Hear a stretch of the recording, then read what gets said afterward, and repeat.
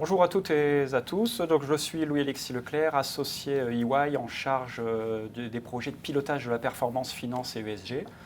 Donc, j'aurai le plaisir aujourd'hui de vous partager et d'échanger avec Olivier Baboulet sur les sujets liés au développement durable et notamment tout ce qui est données et outils de la performance. Bonjour Louis-Alexis, bonjour à toutes et tous. Ravi d'être avec toi aujourd'hui pour évoquer ces sujets. Je suis Olivier Baboulet, un des associés de la ligne de service durabilité et je travaille principalement sur les sujets de reporting extra-financier sur tout le spectre, la partie métier et puis la partie digitale. Métier plutôt en lien avec la double matérialité, la production des narratifs et puis la partie outils, processus, KPI, sélection d'outils pour justement être capable d'accompagner nos clients sur tout le spectre. Alors avant de rentrer dans le sujet que tu viens d'introduire, je voulais peut-être faire un petit laïus sur l'omnibus, cette actualité réglementaire qui est très importante actuellement puisque ça emporte quelques conséquences pour les différents émetteurs. Et peut-être pour faire court mais simple, ce qu'on peut dire c'est qu'il y a actuellement deux directives qui sont en préparation. L'une qui est dite Stop the Clock, on arrête le temps, et qui vise en fait très simplement uniquement à décaler de 2 ans la vague 2 de la CSRD et d'1 an la CS3D. Donc c'est vraiment uniquement ces deux dispositions qui seraient présentes dans cette directive.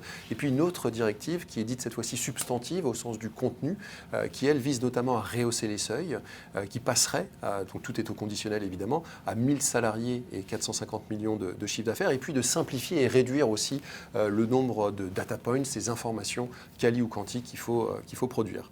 Alors autant la première directive devrait être transposée en droit national d'ici à la fin de l'année calendaire 2025, puisqu'à nouveau, elle contient que deux dispositions qui sont quand même très simples, autant il se peut que la deuxième, celle substantive, le soit plutôt en 2027, et donc applicable à partir de 2028, parce qu'il va falloir refondre les ESRS, donc ces informations à produire, et puis il faut que le trilogue, le Conseil, le Parlement, la Commission convergent, et que la transposition en droit national se fasse.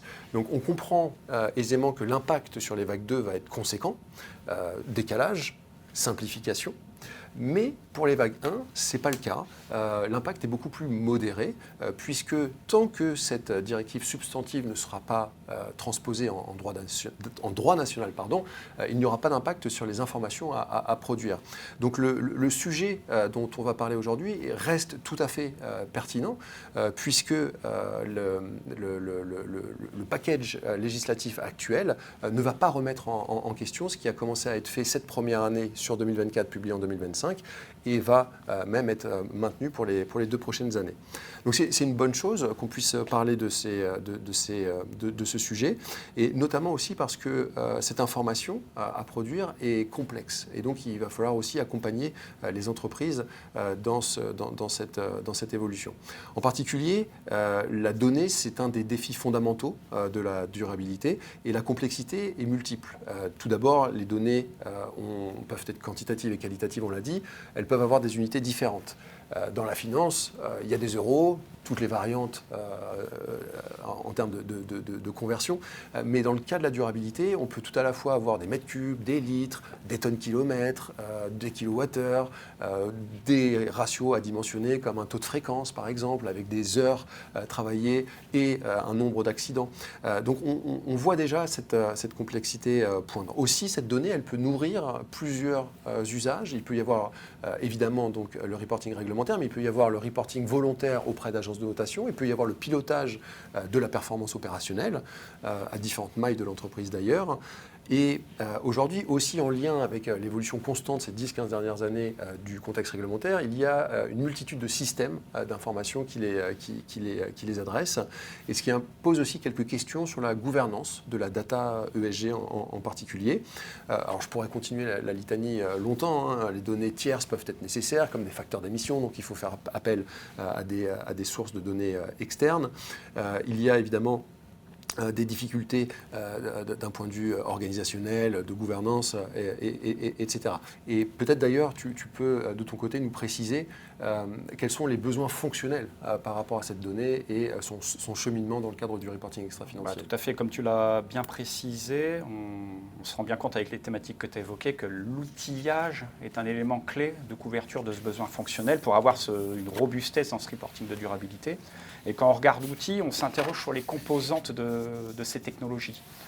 Ce qu'on peut voir, c'est qu'il y a d'abord un enjeu d'indicateurs, de KPI, qu'il faut savoir définir. Et derrière, on a une qualité de la donnée qu'il va falloir associer à cet ensemble de data points, quali et quanti.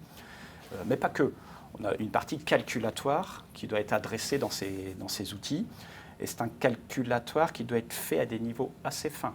On parle de sites, on parle de produits, on parle d'unités d'œuvre. Il faut savoir arriver à ces niveaux de détail et l'outil, dans la robustesse cible qu'on doit mettre en œuvre, doit pouvoir adresser cette problématique-là.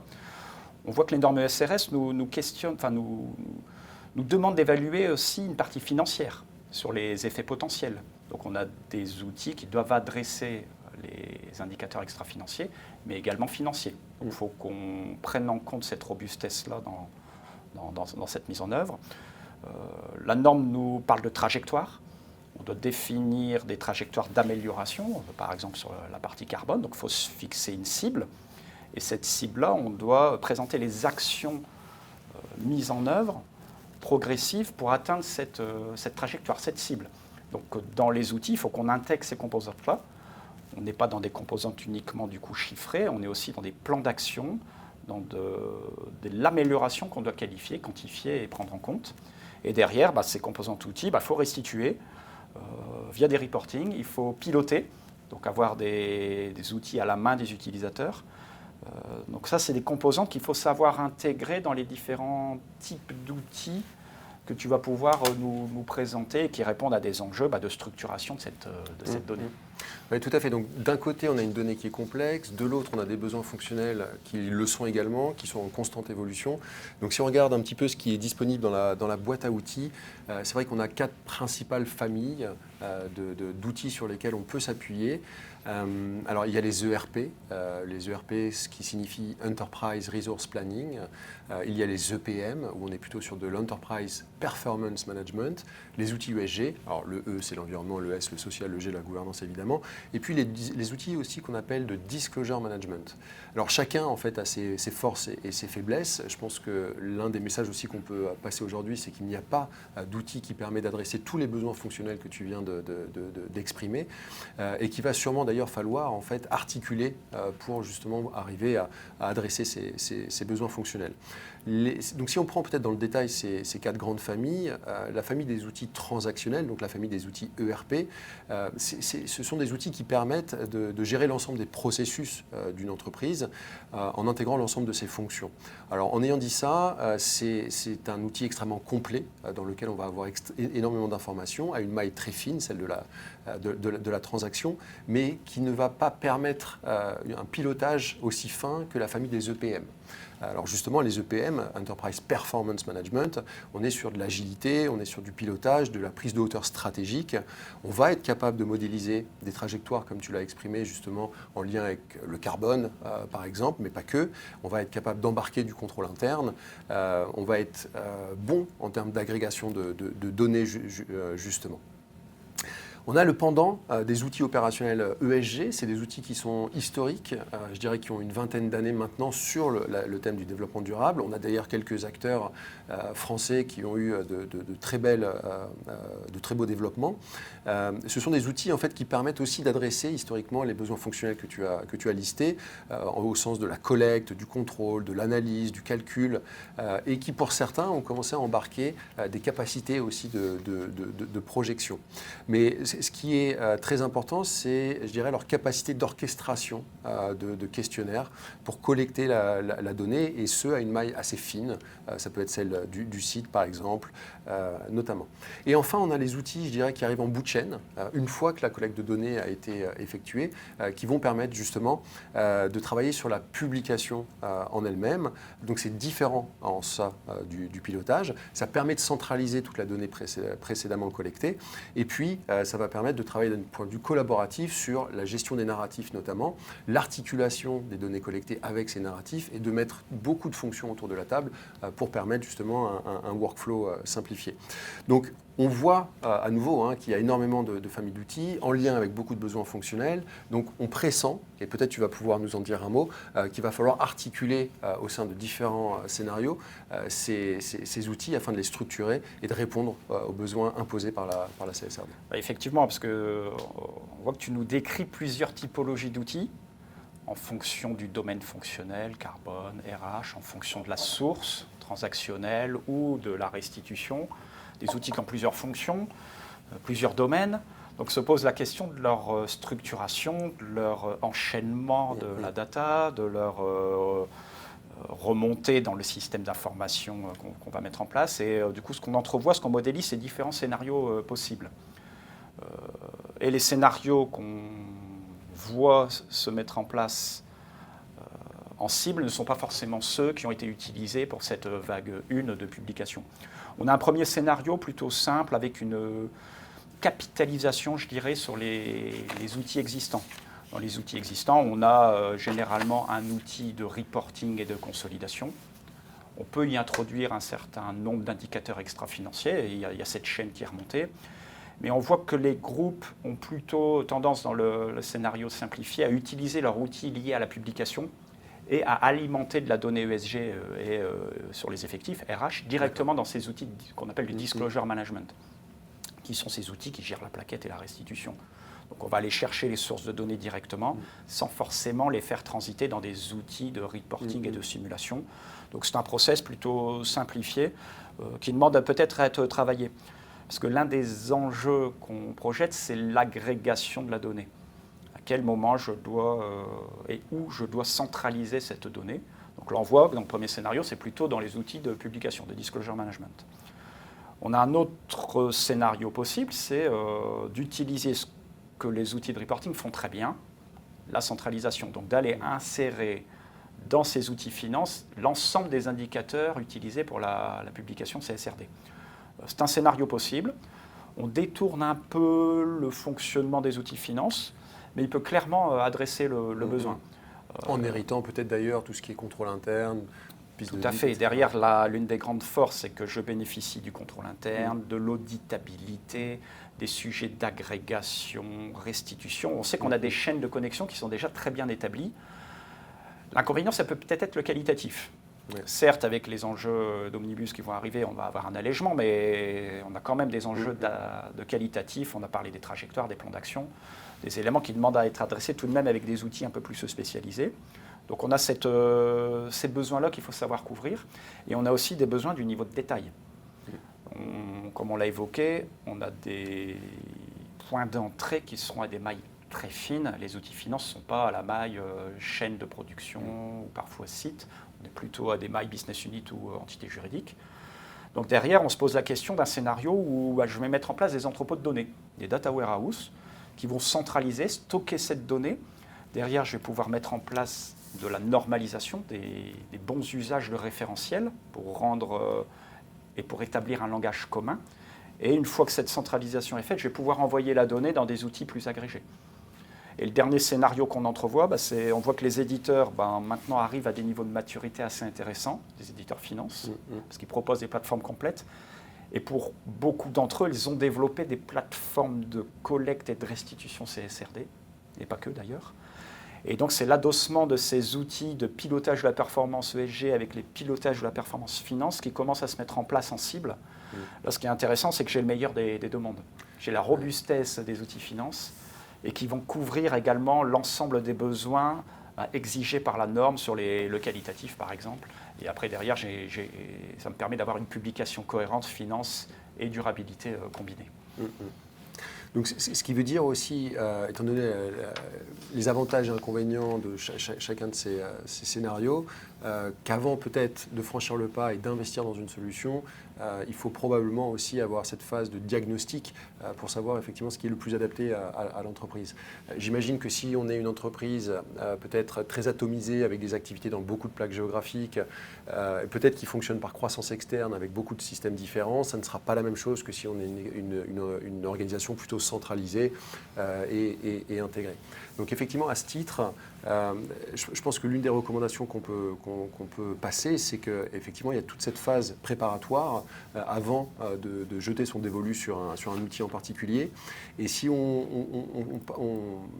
fait peut-être un retour d'expérience sur des accompagnements qu'on a pu mener, c'est vrai qu'on a toujours structuré en fait, l'accompagnement de nos clients selon 3-4 grands temps, avec cette partie en lien avec, je dirais, l'analyse de l'existant, le diagnostic, justement pour savoir quelle est la situation Aziz, par opposition avec la cible qu'on pourrait appeler to be. Donc Aziz tel quel, le to be, la cible. Et donc il y a cette partie cartographie des systèmes d'information effectivement qui est nécessaire, et je dirais également des flux de données qui composent ce paysage applicatif, avec une analyse de l'architecture actuelle bien sûr, et puis également des processus et des flux, et puis au passage en fait de prendre le temps d'identifier en fait quels sont les éventuels irritants ou les recommandations ou les besoins pour répondre aux exigences de la CSRD, mais pas que. Tout à l'heure on a dit que la donnée pouvait aussi servir aux agences de notation, donc c'est l'occasion de faire d'une pierre deux coups. Et une fois en fait qu'on a fait ce diagnostic, cette photo, on va pouvoir basculer en fait sur cette étape de scénario d'évolution en se disant effectivement, étant donné les spécificités de mon organisation, quels devraient être les scénarios cibles. Et je dirais peut-être en 2 temps, à court terme, c'était le cas pour les entreprises qui devaient produire leur premier rapport CSRD, mais aussi à moyen terme avec cette cible et en essayant de capturer les avantages et inconvénients que tu as décrits précédemment. Une fois qu'on a ces scénarios, on va pouvoir justement passer à l'étape d'évaluation des avantages et inconvénients, des forces et des faiblesses de ces scénarios pour justement se projeter en fait sur un éventuel déploiement. Après qu'on a, je dirais, accouché de ces scénarios, ce sur quoi on va travailler, ça va être le développement des modèles de données. Alors, on ne va pas le faire à la maille de l'information. Je pense que ce serait beaucoup trop colossal comme travail. On le ferait plutôt par batch, par paquet d'informations homogènes. Mais l'idée, c'est effectivement de pouvoir réfléchir aux axes analytiques, aux données ESG primaires qui seraient nécessaires pour les calculs de ces indicateurs, de pouvoir définir la granularité des requêtes. Comme tu le disais, ça peut aller très fin, très bas dans certains cas. Et puis, d'identifier les règles métiers qui pourraient être nécessaires au business pour justement répondre aux besoins réglementaires, bien sûr, et puis à d'autres besoins qui peuvent être aussi volontaires par ailleurs. Et une fois seulement qu'on a réalisé ces étapes, donc de diagnostic, de mise en place de scénarios et de qualification de ces scénarios, on va pouvoir effectivement se pencher sur la sélection d'un outil, avec leurs forces et les faiblesses, parce qu'on sait en fait ce dont on a besoin, les inscrire dans un scénario comme tu l'as décrit, et ensuite mener ce travail d'intégration. Alors, ça dépend également de la maturité et de la complexité de l'organisation, mais on peut être sur des pas de temps, je dirais de l'ordre de 6, 9 à 18 mois, selon la complexité. Ce qui est intéressant dans ce que tu décris, c'est qu'on se rend compte que ce n'est pas juste mettre en place un outil. Clairement, vous l'avez compris, on est dans des projets de transformation pour mettre en place ce reporting de durabilité. Certes, il y a l'outil, mais derrière, on a de la gouvernance de la donnée, on a de la gestion du changement, on a une qualité de l'information à aller chercher à la source et à cheminer de l'agrégation au calcul jusqu'à la restitution. Et ce cheminement, c'est quelque chose qui est très important même pour assurer une fiabilité de la donnée. Et d'ailleurs, on a fait chez EY une enquête sur une trentaine de comptes qui sont passés là, dans la vague 1. On voit que beaucoup d'énergie a été passée sur l'identification des indicateurs, les protocoles de reporting, la mise en place des premières structurations de systèmes d'information.